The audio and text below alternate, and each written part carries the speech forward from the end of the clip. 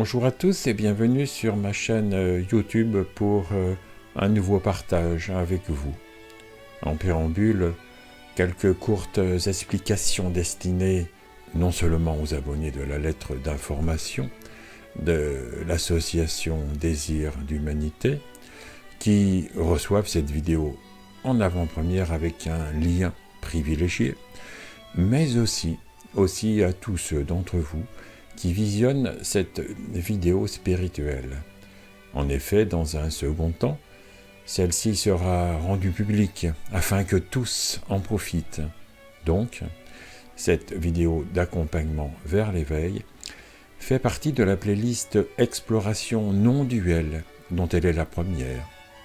Cette playlist contiendra chaque mois une nouvelle vidéo expérientielle. Même si dans l'absolu, il n'y a pas d'ordre établi, si je place en première position cette vidéo, eh bien c'est qu'elle traite de la fin de la quête. Ce qui veut dire qu'en un instant, vous pouvez vous éveiller à votre vraie nature. C'est l'effondrement du chercheur spirituel qui est son propre obstacle. D'autres vidéos pratiques vous permettront de vous familiariser avec la présence, afin que vous la laissiez infuser dans votre champ perceptif.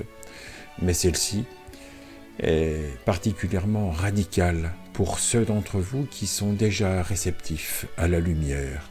Alors, vous allez me dire, et c'est un paradoxe, pourquoi commencer par la fin de la quête? Pourquoi commencer par la fin plutôt que par le début? Je vous dirais que le début et la fin sont liés, comme nous sommes tous reliés au niveau quantique et qu'ils peuvent être simultanés, comme cette vidéo vous le propose. Car celle-ci traite d'une voie directe, celle qui vous invite à vous reconnaître comme étant la conscience présence qui perçoit. Les prochains accompagnements vidéo mensuels traiteront de voies d'éveil semi-directes et progressives. Néanmoins, à chaque étape de votre cheminement non-duel, vous pourrez utiliser ce présent partage pour mettre fin à votre quête. En effet, avec l'érosion progressive des strates de l'ego, il y a des moments opportuns où vous pourrez tenter l'ultime réalisation. Ainsi, même en partant de la perspective de l'ego, à tout moment vous pourrez basculer dans la perspective que nous allons utiliser aujourd'hui, celle que vous êtes déjà la conscience présence qui perçoit. D'ailleurs, comme vous l'avez vu sans doute dans la vidéo de présentation de cette playlist qui se nomme « Au cœur de l'expérience, offrez-vous l'exploration de la non-dualité », je superpose souvent sous forme d'aller-retour les deux perspectives, la voie directe et la voie progressive. Autrement dit, d'une part, la pure présence, cette conscience inconditionnée, infinie et non locale, et d'autre part, la personnalité résiduelle qui se libère petit à petit de ses limites, afin de se mettre au service de l'être que nous sommes en changeant de niveau. De fait, l'ego n'existe pas puisque c'est une illusion, celle d'une identification. Alors, comme ce court préambule est terminé, nous allons maintenant faire l'expérience que, quand l'ego est vu pour ce qu'il est, il n'y a personne à transformer, personne à libérer. Ainsi, en toute tranquillité, vous pouvez vous laisser être au cœur même de ce moment présent. Ici et maintenant, toute votre attention est donc mobilisée, mais sans aucune attente ni intention. Vous êtes désormais dans une passivité active, dans un effort de non-effort. Vous ressentez ce sentiment d'être comme la simple sensation d'être, juste se satisfaire d'être. Alors, comme une compréhension immédiate qui renverse vos repères habituels, vous constatez que vous êtes la conscience qui perçoit, la conscience qui perçoit ce qui est perçu. Il y a la conscience qui perçoit et il y a le perçu. Le perçu, c'est tous les objets de perception. En d'autres mots, c'est toutes les apparitions qui apparaissent et puis qui disparaissent dans l'espace perceptif que vous êtes. C'est-à-dire les objets extérieurs, les gens, les choses, et ce que vous appelez le monde. Le perçu, c'est aussi les objets de perception intérieure. Mais y a-t-il encore une frontière entre l'intérieur et l'extérieur ? En tout cas, maintenant, vous constatez que vous êtes conscient. Conscient en tant que conscience qui perçoit. Et vous pouvez percevoir à l'intérieur de vous des objets de perception. Et ces objets peuvent être des pensées, des images mentales, des sensations, des ressentis, des états intérieurs, des sentiments ou même des émotions. Si l'émotion est passagère, le sentiment, lui, est plus durable, mais cela reste des objets ou des apparitions, plus ou moins éphémères que vous percevez en tant que conscience qui perçoit. Une conscience qui, en fait, accueille tout ce qui est perçu. Et ce qui est perçu change. Les objets de perception apparaissent et puis disparaissent, seuls, immuables, insaisissables, indéfinissables. La conscience demeure et accueille. Une conscience qui perçoit en permanence et qui accueille l'impermanence des choses, des objets de perception. Ainsi, vous constatez que le fait de connaître, c'est-à-dire de faire l'expérience de quelque chose, c'est simplement d'en être conscient. Et pour en être conscient, il vous suffit d'être. Bien sûr, personne ne peut affirmer qu'il n'est pas. Chaque personne qui est en vie est bien obligée d'être. Ainsi, la conscience impersonnelle que nous sommes tous est ce qui perçoit. Elle est cet espace conscient qui contient toutes nos perceptions. Ainsi, pour réaliser immédiatement votre vraie nature, il vous suffit maintenant de réaliser que vous êtes cela qui est cet espace silencieux, cette vacuité inchangée qui, comme le contenant, contient le contenu de vos perceptions toujours changeantes. À part d'être conscient, il n'y a donc aucun travail à faire pour être votre soi, ni aucun chemin pour atteindre l'éveil. Il vous suffit simplement de vivre votre vie au lieu de la penser. La vie se vit dans l'être instant après instant, dans un renouveau toujours neuf. Ainsi, pour s'éveiller maintenant, nul besoin de pratique, ou bien alors de pratique de non-pratique. Prenez simplement conscience que vous êtes, depuis toujours, cet espace non changeant, un espace conscient, ou une faculté de percevoir qui est toujours identique depuis votre naissance jusqu'à aujourd'hui. Alors que vos idées sur vous-même ou vos idées sur le monde ont bien évidemment changé depuis l'enfance, l'adolescence et jusqu'à l'âge adulte. Dans la pure présence « je suis », totalement impersonnel, vous êtes donc le témoin conscient et inchangé qui témoigne du changement et de l'impermanence des choses. Pour vous plonger au cœur de la présence, rien de plus simple. C'est par exemple cet espace entre les pensées. C'est l'intervalle silencieux entre les pensées qui est totalement disponible à chacun dès lors que vous y apportez suffisamment votre attention. Et l'attention est comme un muscle que l'on peut entraîner. Et quand l'attention devient écoute globale, entière disponibilité et accueil inconditionnel de tout ce qui est, alors celui qui écoute disparaît dans l'amour, car l'écoute est un autre nom pour désigner l'amour. Ainsi, vous pouvez commencer par vous interroger intérieurement, en vous posant à vous-même ces questions. d'où va venir ma prochaine pensée. Qui perçoit ce que je perçois? Suis-je conscient?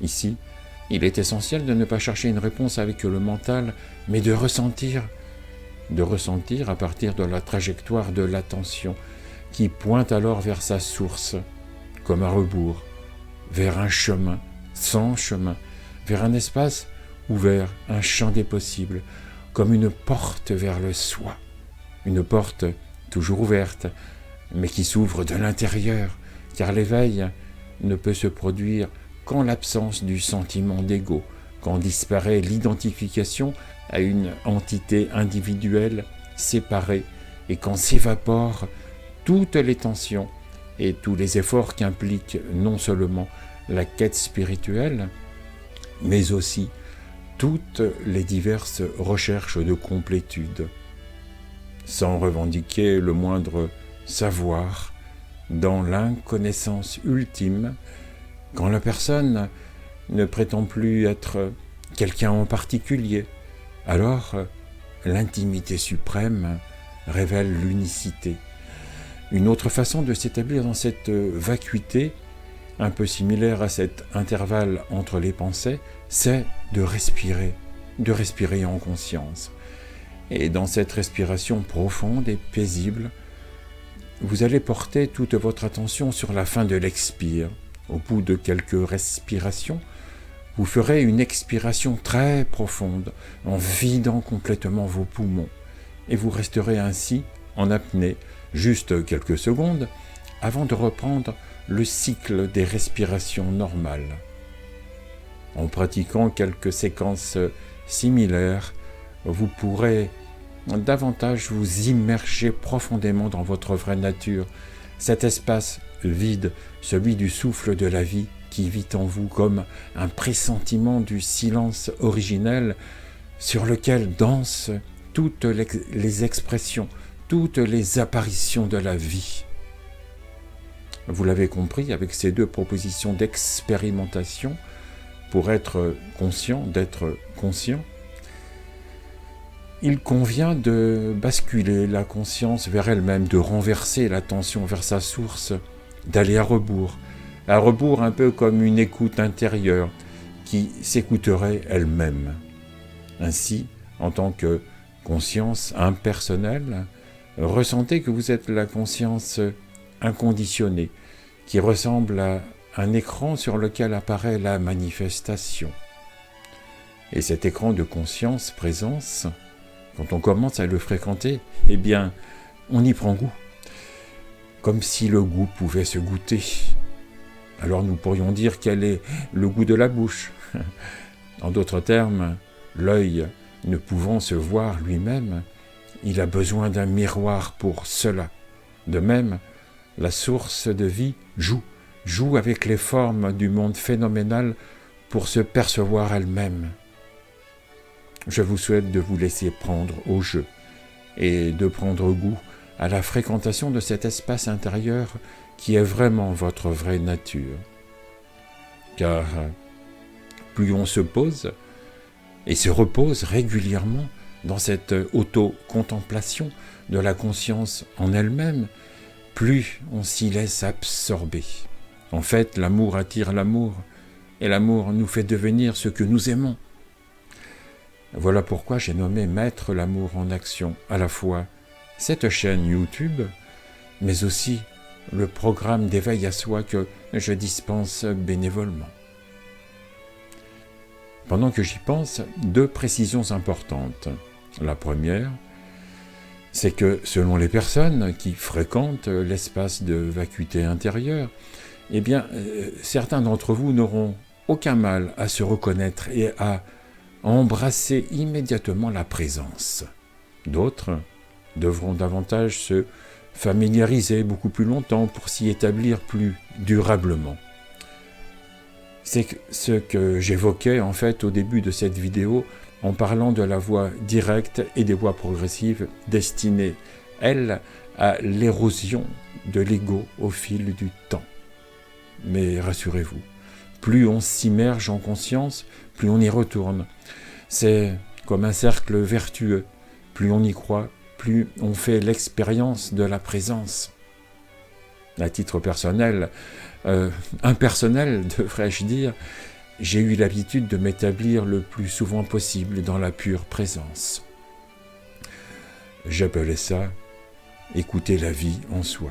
Et j'en étais tombé amoureux au point de m'y perdre pour m'y trouver, avec foi et avec constance, dans une dévotion sacrée à l'être que nous sommes.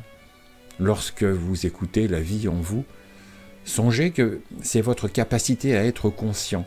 Et plus vous êtes conscient d'être conscient, plus cet espace d'accueil et silencieux devient votre vraie nature.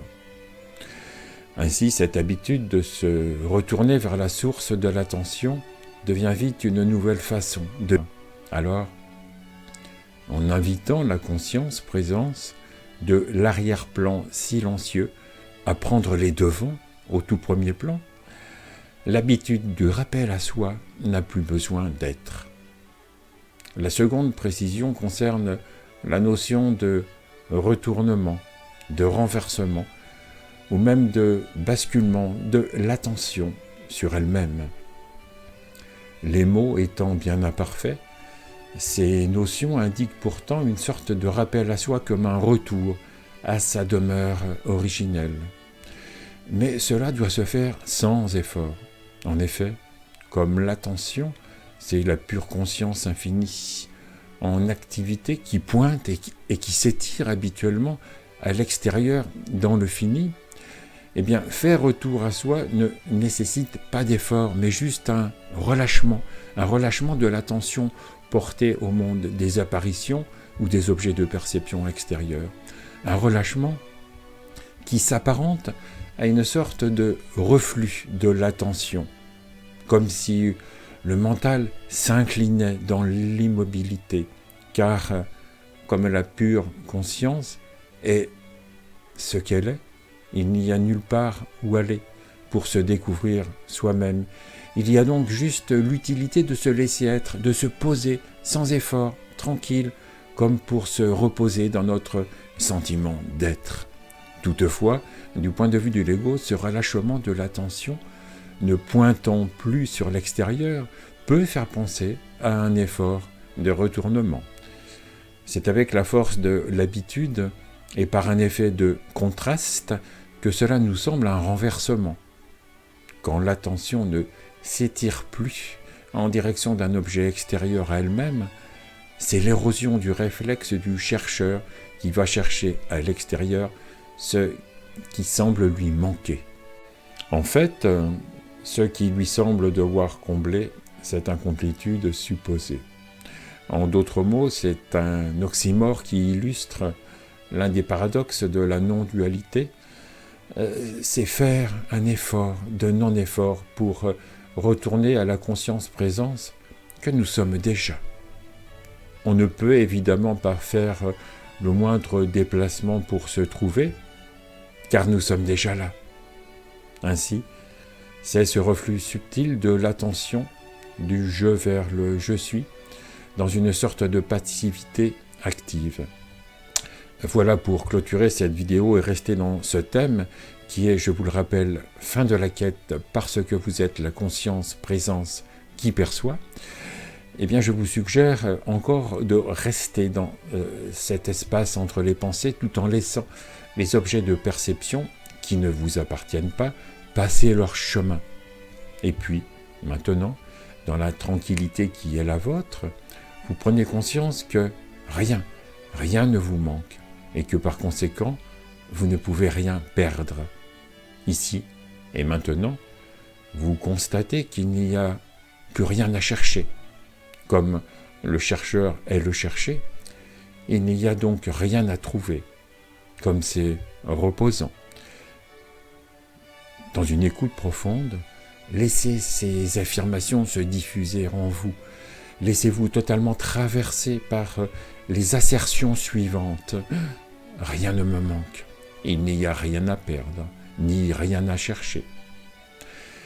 Si vous laissez infuser librement dans votre mental l'idée que rien ne manque qu'il n'y a rien à chercher ni rien à perdre, alors petit à petit, vous allez vous laisser imbiber par cette infusion d'affirmations nouvelles.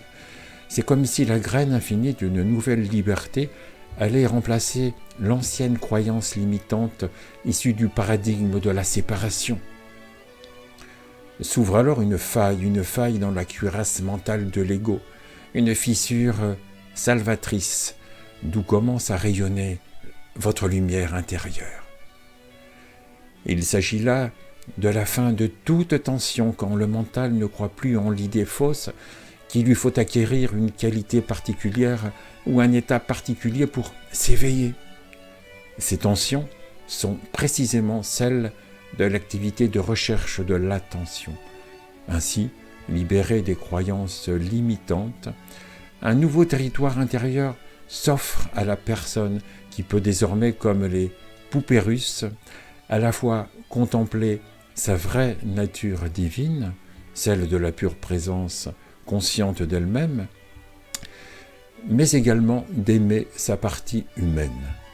En d'autres termes, seul l'infini peut vraiment aimer d'amour inconditionnel le fini de la forme éphémère dont il a pris forme pour se reconnaître. Ainsi, avec cette pratique de non-pratique, vous pouvez reconnaître également votre vraie nature. Soit en un instant, dans ce moment présent, il suffit d'y croire assez fort, soit petite touche par petite touche, selon la force des croyances restant encore à s'effacer en vous. Je sais qu'il est difficile pour certains de faire ne rien faire. Pourtant, dans ce délestant de votre appétence à faire, vous trouverez, je n'en doute pas, le portail sacré qui mène à notre être essentiel.